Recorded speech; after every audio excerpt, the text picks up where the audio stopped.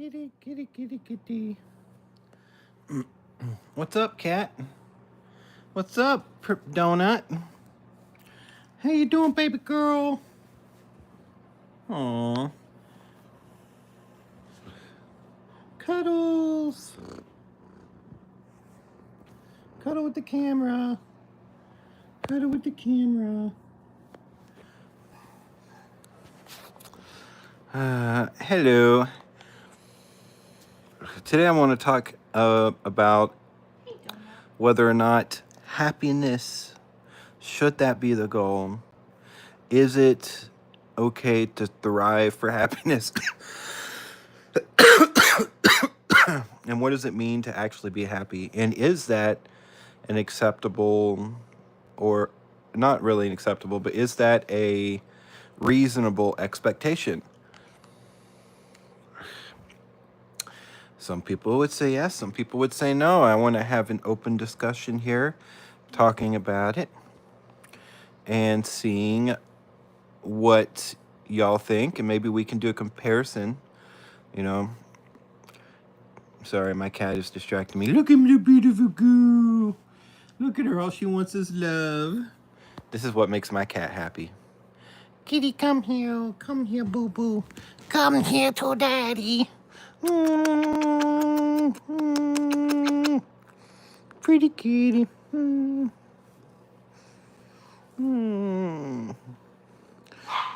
Uh-oh, the dog's getting jealous. You want to go let him out, babe? Or not. Kitty. So should happiness be the goal? What do you think? What do you think, Donut? Should happiness be the goal? What does it mean to be happy for you? Are you a happy cat? How do you define when you've achieved your set state of happiness? At what point is it enough? And you can quit the treacherous journey of searching for more happiness.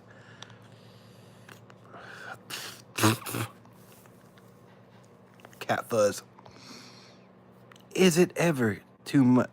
Is happiness ever truly the goal? Speech on. Welcome to live chat. Remember to guard your privacy and chat options button. Well, Boogie lied. He lied too many times. So I'm going to get into this. Sorry, I had to do a little cat therapy. But we're going to go ahead and get started now. Welcome to your Saturday stream. It's been a few weeks since I streamed. I had spring break, and well, enough said.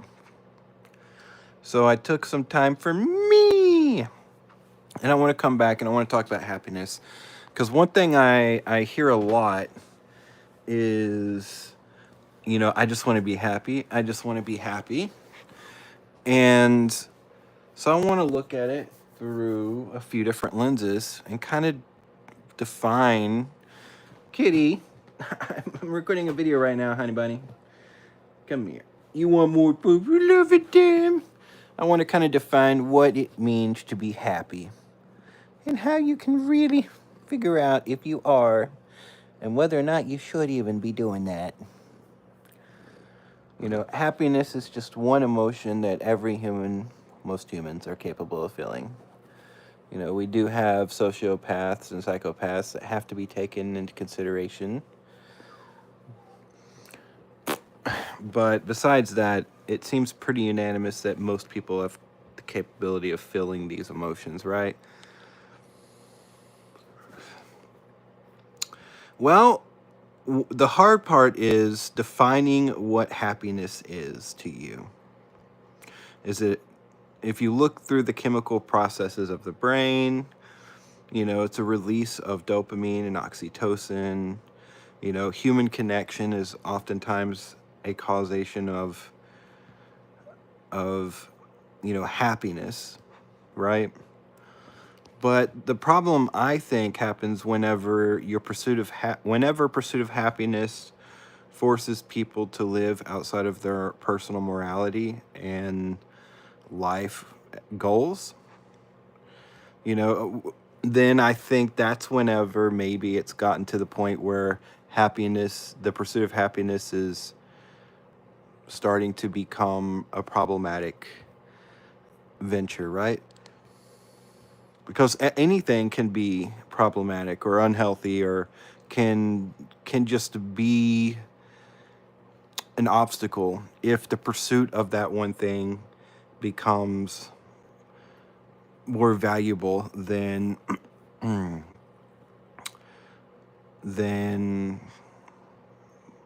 functionings of life. And what I mean by that is, let's look at some social theories, like, for example, the theory of motivation, Maslow's theory of motivation.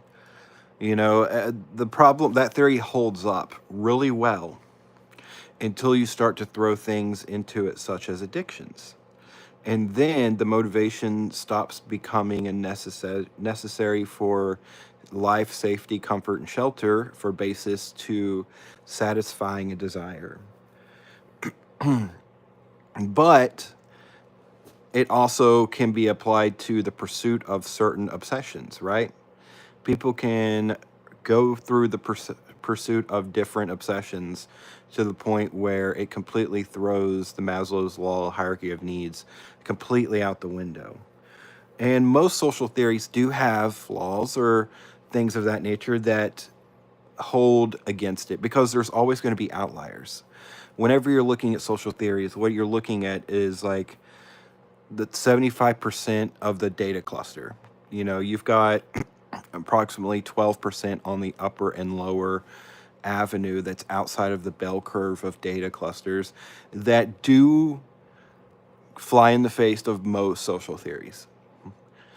So whenever you hear someone implement a social theory, it's because it's based off of the majority can fall within this avenue, but there's always going to be outliers, right? So if the pursuit of something becomes to an obsessive level, then maybe that pursuit can be considered unhealthy, right? So with that in mind, then the pursuit of happiness, being told always to pursue happiness, pursue this, pursue that, can also be perceived as unhealthy if it's interfering with your lower functionings, like lower safety nets, right? Your food, your shelter, your hunger, your safety. If these avenues start to become impaired, then at that point, you have to start to take into consideration, is it healthy? Is it healthy to pursue happiness, and to what degree? Well, let's look at it through that lens now. Is it healthy to pursue happiness? I'm gonna change the word happiness now, because to a different emotion, and I want you to tell me as well. So if I can ask, is it healthy to pursue happiness? People would say, oh yes, absolutely, 100%, yes, yes, yes, yes. Is it healthy to pursue sadness? Now that we're talking about something that most people will agree is probably not a healthy avenue. Is it healthy to pursue like ambiguity? I don't know. Maybe not. Is it healthy to pursue anger? Oh no, we can't do that. Is it healthy to pursue envy? Envy is an emotion. Is it healthy to pursue lust? Is it healthy to pursue, insert other emotional frame of reference here? I think that happiness has a great PR team, and they're selling this product as though it's like cranberries. You can't find juice in the store without finding it mixed with cranberry, apple cranberry, grape cranberry, cranberry cranberry.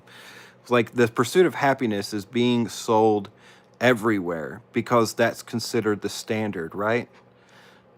And I would argue that in the pursuit of any emotion to be a primary state is not a good idea.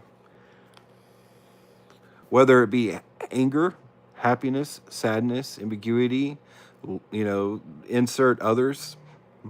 Discord. Now. Oh, Zed. Hashtag sorry. speech off. The pursuit of any emotion for gratification purposes isn't right. Every emotion has benefits and subtractors, right? And challenges. The benefit of happiness, you get rewarded. Dopamine, oxytocin, feel goods. People like those things, right?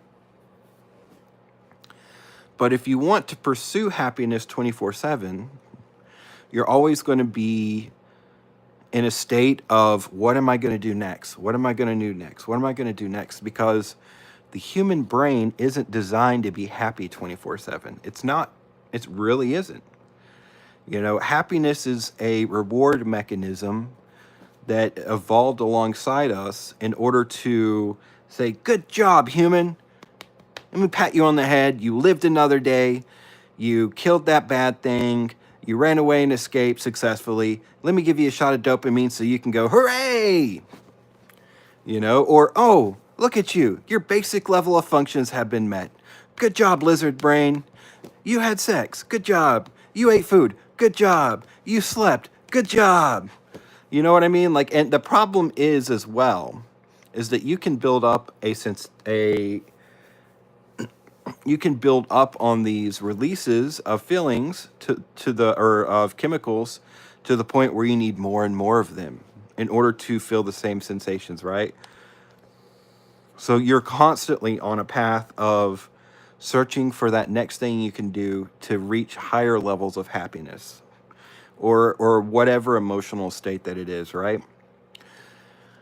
And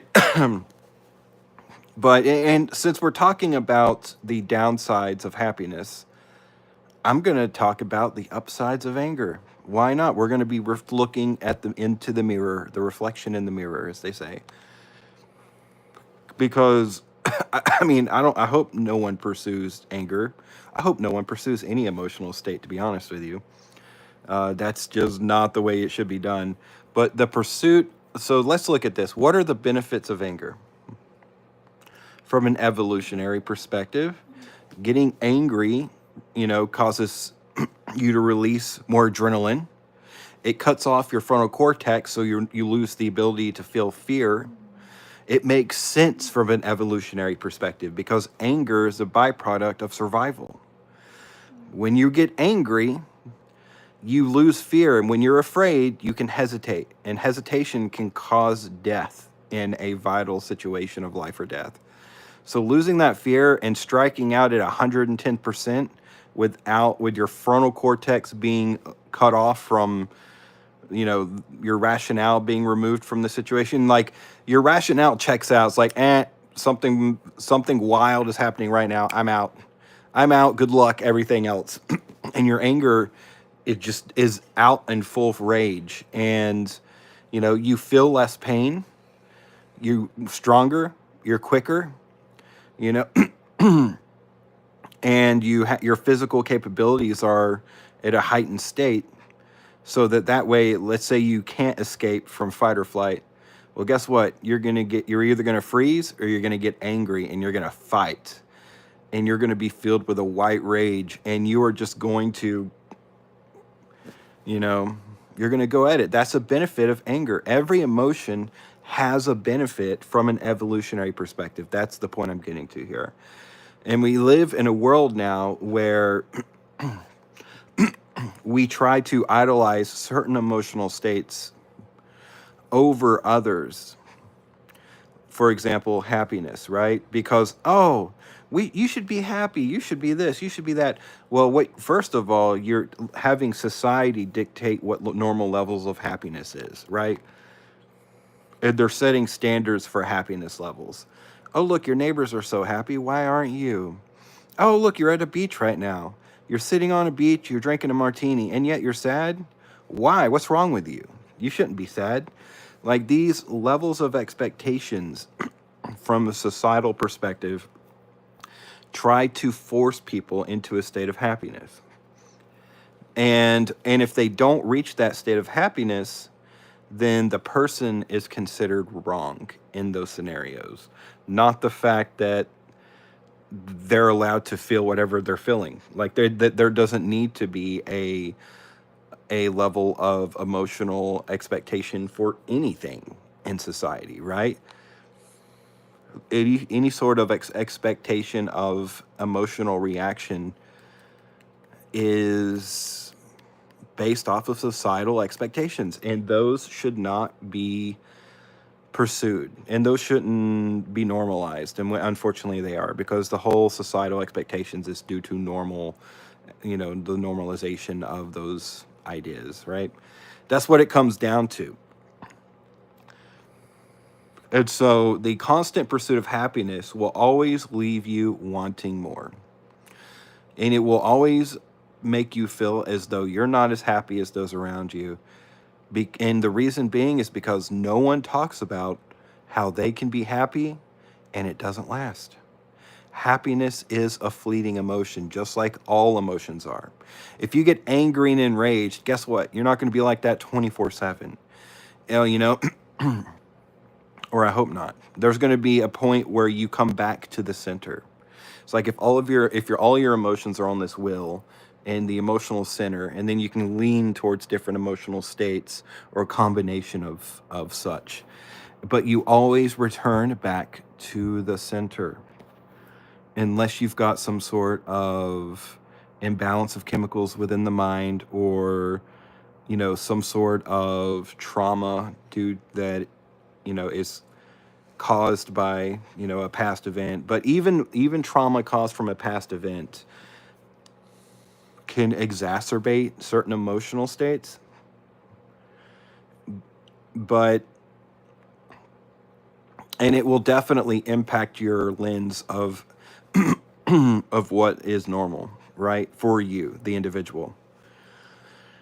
But even within that mindset, usually you come back to what is your center, right? Everyone's center is different, but staying in one emotional state forever, there's a name for that. Do you know what that name is? Staying in one emotional state forever and never experiencing any other emotion? I'll give you a hint. It's not something you really want. The answer is it's called psychopathy. Because if feeling nothing and only feeling one emotion forever is the exact same thing, because you have no reference point to anything else. So how do you know what it is unless you can reference it to other things that you have felt? So you could be enraged 24/7. Guess what? You have no concept of what other emotions are. If that's the only emotion you can feel, then there is nothing else for you to go off of for personal expectation, for personal growth, for personal feeling. That is the equivalent of feeling nothing. It's like you have to know what darkness is to know what light is. You know what I mean? You have to know what pain is to know what feels good. You do. I mean, because if you don't know the opposing points, then you have no reference point to gauge your other perspectives from. And that is a lack of knowledge or a lack of empathy or the ability to feel emotions that lead you to that. So the pursuit of one emotion is literally the same as the pursuit of psychopathy.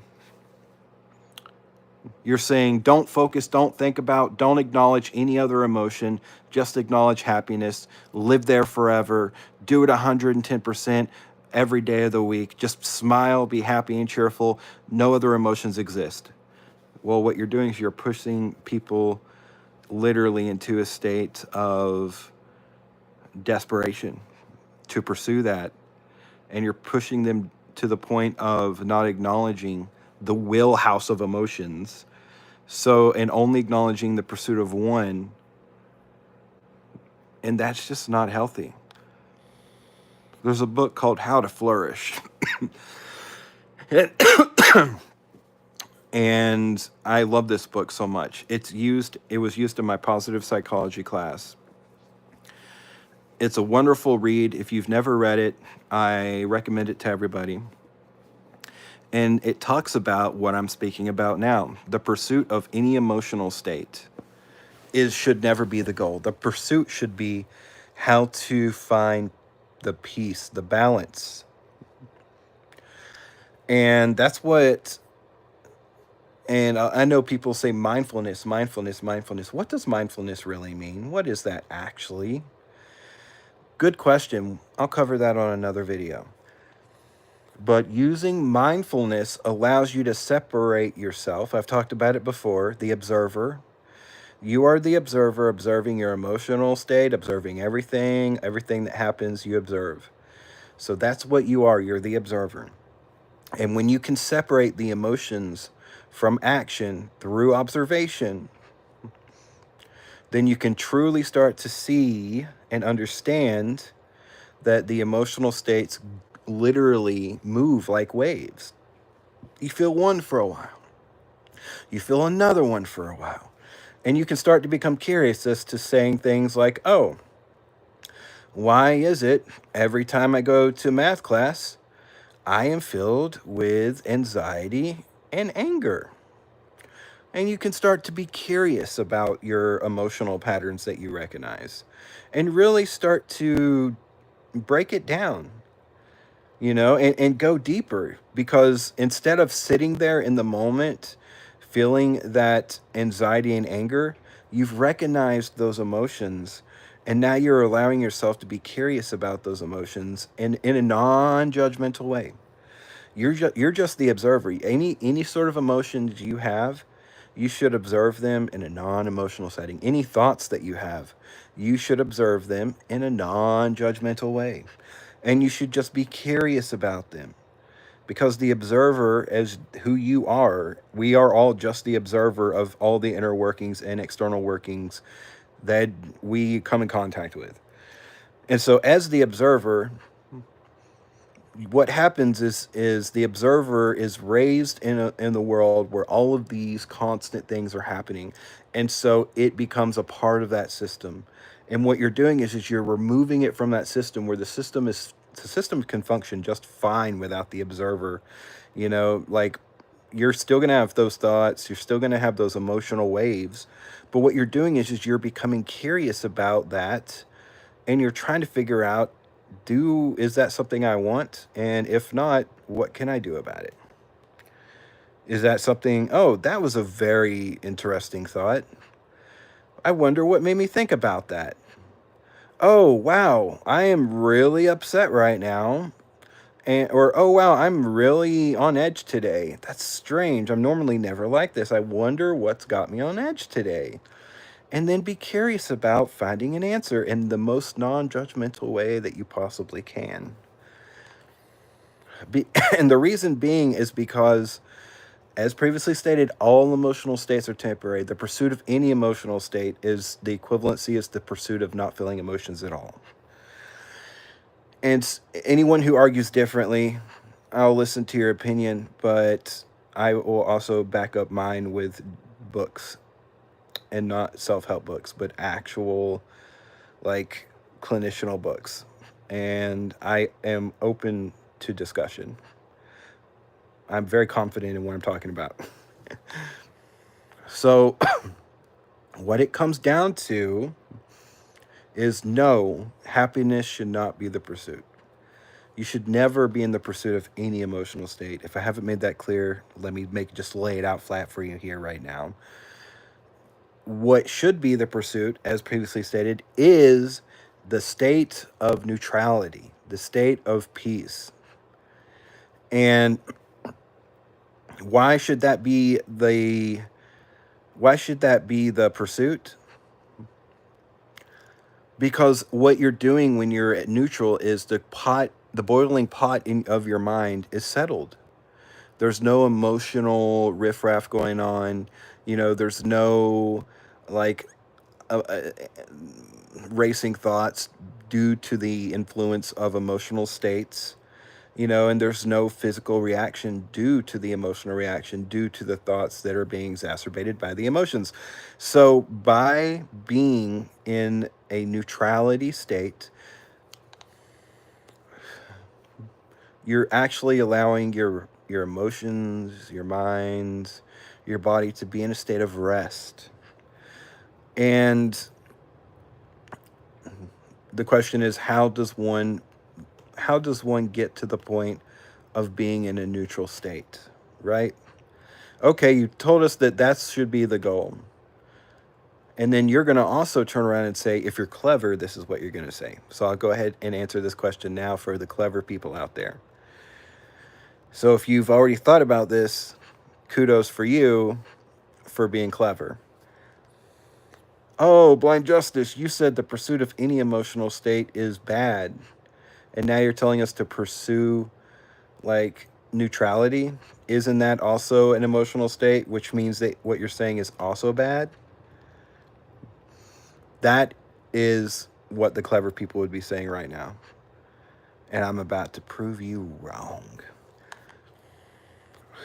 Being in a neutral state is different than emotional like extremities, right? Neutrality is what happens when you have no emotional dysregularity or stimuli happening from an external something another that influences your emotional resting point. Neutrality is when your emotions are at rest. There's no stimulus of any sort of emotional state, which is what the difference is. You know, to get from getting from a neutral to any other emotional extreme requires some sort of stimuli, what an external force of like an event, some sort of interaction, some sort of whatever it is, or a dysregulation within your the chemicals within your brain, right? Which which comes back to neutrality being at rest for all of them. Whenever you are just in that moment and you're at rest. Your emotions are not exacerbated. They're just chill. They're at their normal levels and they're just normal. They're just, slight waves across them. You know what I mean? But there's no emotional dysregulation going on. There's no emotional extremities at work in those moments. So that's the difference. The pursuit of happiness is exacerbating that sensation of happiness to the point to where the pursuit of it becomes the goal instead of the happiness itself that you feel in the moment. Why is that? Because as you continue to feel happier and happier, and it begins to fade, because as you experience more happiness and more happiness, the quicker it'll fade back down. Reasons being is because the state is not consistent. It's not 100% state you can be in forever. No state is, not even neutrality. But neutrality is the absence of all emotional exacerbation. It's neutral. Neutrality is neutral. Duh, right? So that's the difference between the pursuit of the neutrality and the pursuit of an emotional state. But for the clever people out there that was going to ask that question, there's your answer, right? So now we're going to continue the conversation now that I've fixed that quote unquote plot hole. How does one reach the state of neutrality? Well, that comes down to a philosophical answer because that is a philosophical question. If you look at Stoicism, it states that neutrality is achieved by external demonstration. What does that mean? That means that regardless of the emotional state that you're in, regardless of the events at play, regardless to pain, regardless to any sort of external stimuli, as long as you demonstrate an external display of neutrality, then you have achieved the goal.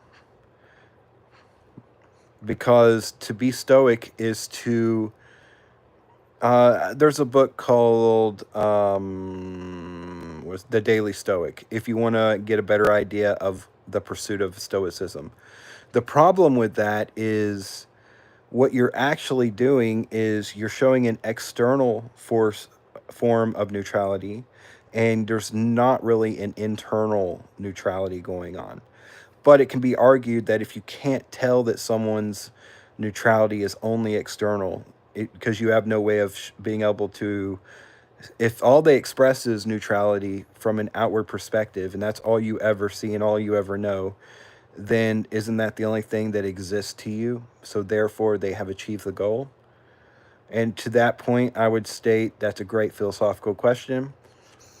I don't have the answer to that. But what I will say that if you look at Buddhism, Buddhism is about the pursuit of peace. It's about the internal neutrality. And through gaining internal neutrality, external neutrality is demonstrated. Instead of so Stoicism is about the training of oneself to from an external perspective, where the Buddhism is about the internal perspective of training oneself for neutrality. And so those are two different philosophical viewpoints that lead back to the same results. So how you achieve it literally is a personal journey. Um, and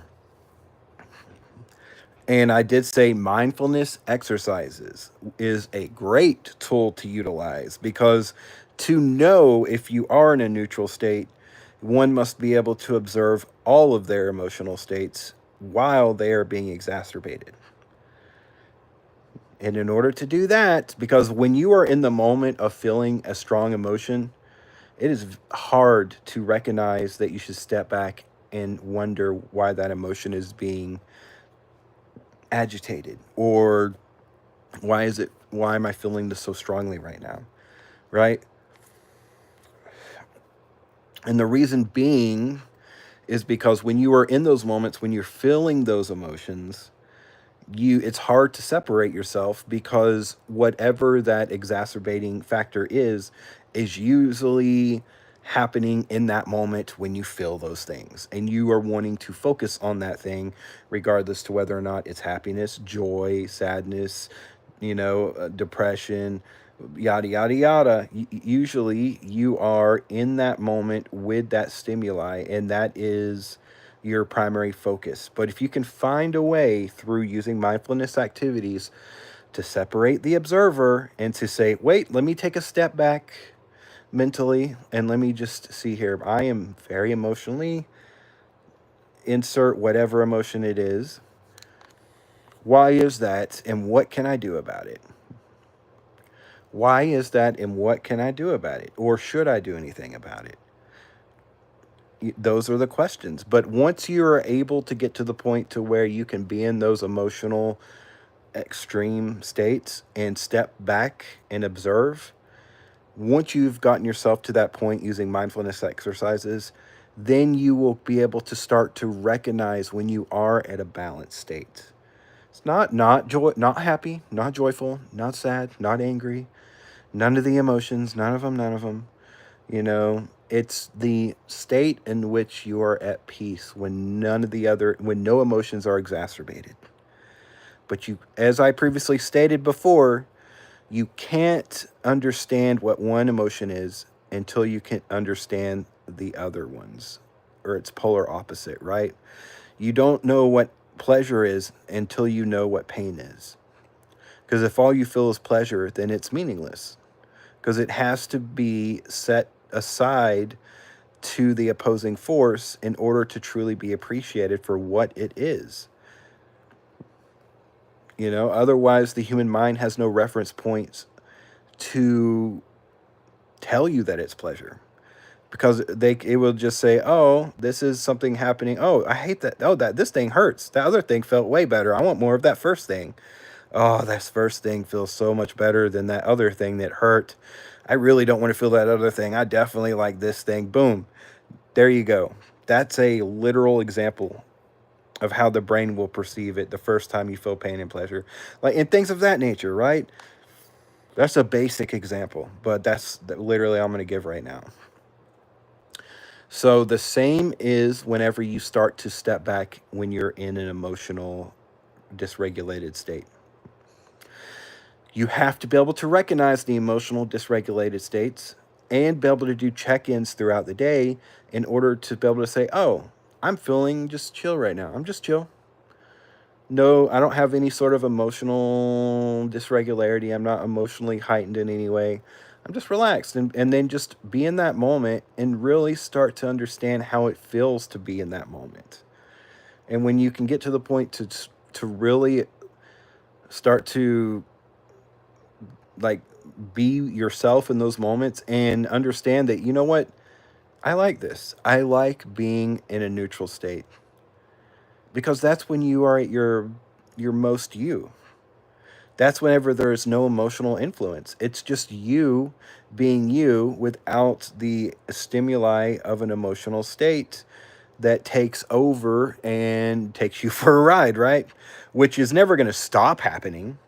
It's never going to just, there's never going to be a day where you don't feel an emotion. Of course, that's not the goal. We're not trying to be like society. We're not telling you, you know, emotions is bad. That's not what I'm getting at here. All emotions is bad except happiness. Feel only happiness. No, like I previously stated, that's the same thing as feeling no emotions. If you can only feel one, then you feel none. So the goal is to appreciate when you're in those states and be able to figure out how to bring yourself back to that state. Because instead of exacerbating an emotional state in order to try to get it higher and higher and higher, because that's the goal, what you're doing is you're learning how to take the external stimuli out of the equation and allow that emotional dysregulation to regulate. And you're bringing yourself back to a neutrality state. That's the difference. You're not chasing an emotional state. You're just allowing yourself to regulate all of your emotions and be in the flow. Just be there in the moment with neutrality. I hope that that's made some sort of sense today. I understand if it didn't, but that's my perspective on the matter. Everyone is a critic. Everyone's going to say their reasoning as to why it is they think whatever they think, right? But as long as it's backed up by data points, I will listen to you. But if I'll listen to you either way, but I'm going to say that you're probably not going to change my mind unless you bring me data. It's got to be peer reviewed data, because that's what I'm working with. You know, I look through a clinical lens because that's literally my expertise, is looking through a clinical lens. All right. The reason being is because it's evidence-based practice. I don't want to try to feed people nonsense in hopes that it makes them better. What I want to do is look and see what has worked for the most people, and then tell you guys that, because it's evidence-based and it is more likely to work than anything else, especially just random jargon that has no evidence-based support, such as a lot of self-help books, right? If self-help books worked as well as they wish they did, there would be no need for therapists. You would be able to just read a book and go, oh, I'm great. I'm good now. But that, I mean, I've never heard of anyone who's read a self-help book and came out going, I'm cured of everything. It doesn't work like that, right? It just doesn't, unfortunately. And I wish it did. If there was a self-help book that just absolutely was able to do that, I would be recommending it all day, every day. But they just don't. They don't. They can help you organize your thoughts to some degree, but they're not going to sit there and give you clinical, like, treatment plans. They're not going to be using measurement tools in order to track success. They're not. That's not what they're designed to do. But that's not what this is about. So I'm off of my soapbox for the day. So I hope that I have reached some of you out there. We live in a society. I'm sure you've heard that meme, right? But we do. We live in a world where the pursuit of happiness is promoted to the point that it's like, oh, if oh, you know what you need? Girl, your life is going to be shit if you don't go to do this and that and this. And if you don't do those, then this is going to be a problem. And oh, girl, I just want, you know what I want for you? Baby girl, I want you to be happy. So I need you to insert all the things that society tells you you have to do to be happy. Yeah, that's just an encouragement plan for capitalism, if you really want to break it down. You know what I mean? But there is some data points that I do want to put in here. So there's always two sides to every coin, right? So let's talk about the opposing side to the coin, right? There is data collected that shows that earning a higher income does result in higher levels of happiness. I'm curious because that just seems like it's promoting people to work more to make more money by capitalism. Those studies do exist, though. I would be lying to you if I said it didn't, right? But is it causing happiness because people's needs are being met?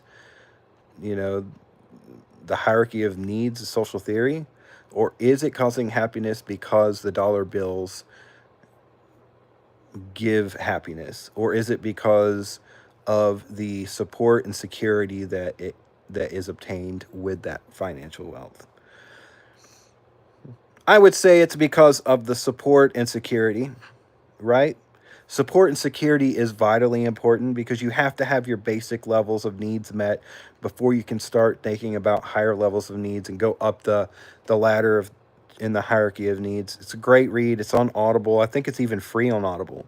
Or no, it's on, you can get the hierarchy of needs on Audible for $2.99. The whole thing. Go get it. It's like a 3-hour read.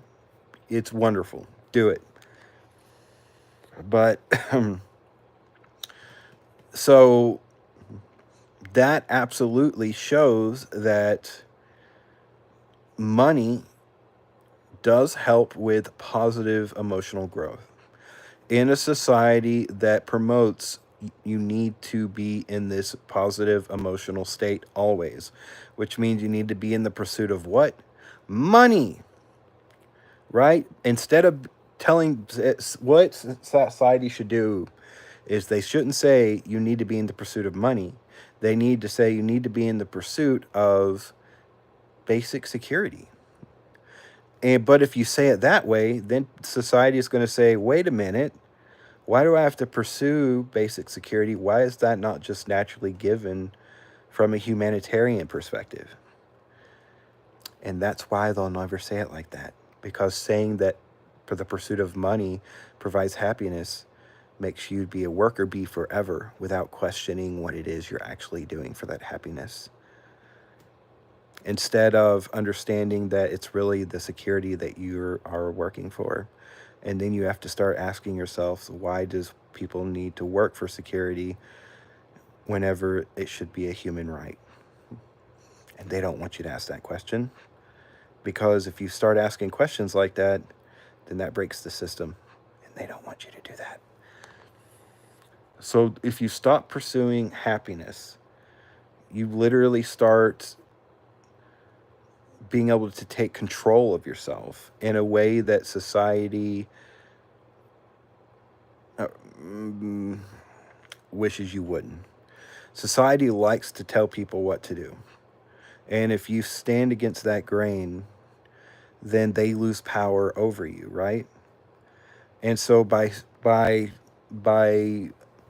pursuing the state of neutrality, what you're doing is you're saying, I'm not going to try to compete with the Joneses next door. I'm not going to say, oh, my life would be better if I worked a second job with my first job because then I would have more money. You're not going to say, oh, I need a bigger house in order to this or that. Oh, if only I had those new Nikes. Oh, if only I insert whatever it is that society says that you need to be happy. Those will become less important whenever your pursuit is a neutral state. Now, I'm going to give a disclaimer here. Please keep in mind, at the very beginning, I did state that all emotional states are both good and bad. And I acknowledge some good stuff about anger. There's also a lot of bad, but everybody knows the bad stuff, so I didn't talk about that, right? And with good and bad being involved with every emotional state, and in the pursuit of neutrality should be the goal, but experiencing all emotions should be encouraged, right? Because the allowing yourself to experience all emotions should be appreciated, I guess is a better word, not encouraged. Because knowing your emotional states are temporary, you can really start to appreciate the beauty in the intensity of the emotions that you feel in that moment. You know, like for example, sitting there cuddling with my partner, and I'm filled with love and like all these wonderful ooey gooey emotions, and then when I can separate with the observer and I can sit back and view those emotions, I can go, wow, I'm in such a heightened state of love right now. I truly am, and that is a beautiful thing. Like the fact that someone can make me feel this, even though it's a fleeting emotion, that love state will go up when you cuddle and then back down because all the other life events happen and blah blah blah blah, and then you think about them and it goes back up, and so that say, wow, I really deeply care about this person and I recognize that. It's beautiful.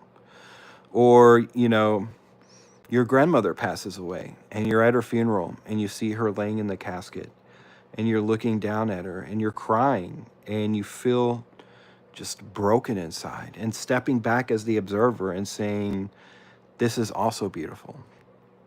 This is beautiful in the moment. The anger, the sadness, the anger of loss and the sadness and, the states of grief is a part of the healing process. And so in order to heal, you have to let yourself feel and like go through those states. And so that's the beauty. That's your body's way of dealing with such an emotional response. And when you feel emotions like that. So you have to observe them, even if they're ones that you perceive to be negative, they have to be observed and appreciated. And then once you're done appreciating and you're out of the moment, figure out, wow, I'm feeling this way. Well, I must really love my grandma. I'm missing her so much. And, I feel complete loss right now. And that just means that I loved her so much that I'm devastated. And I'm just so happy for that, because I'm happy to feel devastated in this moment, because it means that I truly loved my grandmother, and I know that she knows that I loved her. See? Both sides to the coin. In that moment, you're devastated, but that follows the love you had for your grandmother while she was alive. And so appreciating it for being a part of the healing process, and knowing that the devastation you feel in that moment is a byproduct of the intensity and the love that you had for your grandmother, and the loss of her has to be appreciated. You appreciated the love you had for your grandma, Appreciate the grief that you have for her too, because it just shows how much you loved her. And allow yourself to go through that emotional state, and then over time, come back to a state of neutrality. That's the goal. That's the normality. As long as an emotional state doesn't cause harm towards others people, and that's the important of being able to separate the observer. Separating the observer makes sure that your physical actions during an emotional state absolutely is accounted for. There's no more being angry and striking out and punching someone. No, because you can recognize the anger. You can say, wow, I am very heated right now. I'm very angry. This situation, these external stimuli have really elevated my anger to a point in which I might not want to control myself if that person over there keeps yapping their mouth. So maybe it's in my best interest to just walk away and go somewhere else. That's called taking accountability. That's called taking control over your emotions and not acting on them. Allowing you to be in control of them and not them being in control of you. If you allow your emotions to be in control of you, you are thrown to the wind. You are like a leaf in the wind, just twirling from one emotional extreme to the other, and you are in a complete, a chaotic, like tornado, going from one emotional state to the other, to the other, to the other, with just reacting to everything in an extrematory way, which will cause a lot of chaos, right? That's not the goal. I want people to be at peace. I want people to feel that peace. So the pursuit of happiness is nothing more than the pursuit of insert any emotion. Don't want it, don't need it. It does not help at the end of the day. The pursuit of neutrality, that helps. Separating the observer, that helps. Mindfulness exercises, that helps. It does. All right, so I've talked about this and I've gone on about this. I hope that I'm gonna respond to comments, and then we can chit chat for a sec, and then I'm gonna head out. Why? Well, I'm gonna have a good night tonight. Speech on. Brian Duval. Hola. Button. Hello, Brian. Kang is Geet. Hi. Button. Hi. Hold on. What was your name again? Welcome to the chat. Kang is Geet. Hi. Button. Karnaskeet. Hi, Karnaskeet. Brian Duval. Hola. Button. Brian Duval. How you doing? Kang is Geet. Face blue smiling. Face blue smiling. Face blue smiling. Hand pink waving. Button. Well, hi. Hand waving back at you. TTRA Latin letter small capital P Latin letter small capital THRYL key UNLY Latin letter small capital URBs Latin letter small capital TSL. Hi, it's Serenity. Happy belated birthday, Justy. Hey, P.S. Serenity. Read your comments more often. I've been sitting here for 30 minutes waiting to say hi. Oh Button. my gosh, you're right. Sorry, I get on these, like, I become philosophical about my education, and I get on these rants of just explaining and teaching and all this stuff. You're right. I need to read comments more often. I will take breaks like every 2 to 3 minutes and do so going forward. That's like the biggest criticism I've gotten from like everybody in the past ones. Read comments more, damn it. All right, will do. Chat options. Button. I do apologize for not reading comments like throughout, but I get on these tangents, and that throws me on other related tangents that are like corresponding with the original message, and it will relate back in. And it's just it's a whole thing, right? But it's just like I've gotten to the point where like I know so much about this stuff that I can see the multiple connecting points through the different paths to get to this answer, and how they are all interconnected and related. And it's just like a building blocks to see the bigger picture. And by doing that, I oftentimes just keep doing that and then not take a moment to speak with chat, which is not the best way to engage. I understand, chat. I do apologize. I gotta engage more, and I will. Speaking of, leave some comments now, and I'll go through them, and we will chit chat. This is the part of the live stream where I've given my 2 cents about the topic, and I would like to hear yours. And if you disagree with me, let's talk about it. Type it out, and we will discuss. And if you do agree, hey, nothing wrong with that. That's my perspective, anyways. So go ahead, leave your comments down below. And yeah. So, hold on, I'm gonna sneeze. No, I'm not. Thought I was. TTRA Latin letter small capital P Latin letter small capital THRYL key UNLY Latin letter small capital URBs Latin letter small capital TSL. I hope you had a good birthday. Button. I did have a good birthday. Thank you. I was sickly on my birthday. I had a cold, but it was still good. It was wonderful. I hope you've been doing well. Hope you've been doing good. You know, I've just been busy. I've just been busy. You know how it is, though. I know you know how it is. TTRA Latin letter small capital TTRA Latin letter small capital P Latin letter small capital THRYL key UNLY Latin letter small capital URBs Latin letter small capital TSL. I hope you had a good birthday. Chat options button. I love your name on here. It's so funny to me. It's been I've had a good birthday. Everything. I have a. Well, I'm not going to talk about like anything that could affect my real life on here. You know what I mean? So let's not do that, because there are some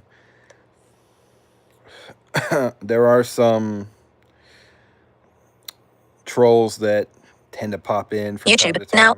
TTRA Latin chat options. TTRA Latin letter And I small don't capital wanna P Latin give letter them small capital any THRYL information. key UNLY Latin letter small capital URBs Latin letter small capital TSL. I hope you had a good birthday. Button. The last thing I want is to give them any ammo. You know what I mean? To the detractors out there on the YouTube land. Every time I get some trolls that pop in and all of that stuff, I don't feed them. You notice they don't stick around because they don't get fed here. The trolls starve to death in my channel. They can come in and try all they want. They never get a reaction out of me. Never have, never will. It's not how I roll, you know. Literally. That's just not how it is done. But yeah, so next week I will be, or not next week, excuse me. Next time I go live, I am going to try to start doing a live once a day, probably except for Fridays. Going forward again, now that I'm done with break and everything is YouTube back now. to normal. Hungry Fat Chick. TTRA Latin letter small capital P Latin letter small capital THRYL key UNLY Latin letter small capital URBs Latin letter small capital TSL. LOL. I've been okay. Lots of pain though. I have to run. Hope to talk to you soon. Button. Yep, I'll talk with you later. Hope you have a wonderful day there. Oh. Yep. Tonight's going to be a good night, though. I can tell you that much. Well, I guess I'm going to go ahead and end it here. And then tomorrow, we will talk about mindfulness. People, YouTube now. Mash. TTRA Latin letter small capital P Latin letter small capital THRYL key UNLY Latin letter small capital URBs Latin letter small capital TSL. Thanks. Hope you have a good day. XO button. Chat options button. So I guess I will end it here, and we will get back on tomorrow to go over some mindfulness. What is mindfulness and why does it matter? That will be for tomorrow. Or what is mindfulness and should it matter? And why or why not? That's the title. Finish button. Are you sure you want to stop stream? Cancel.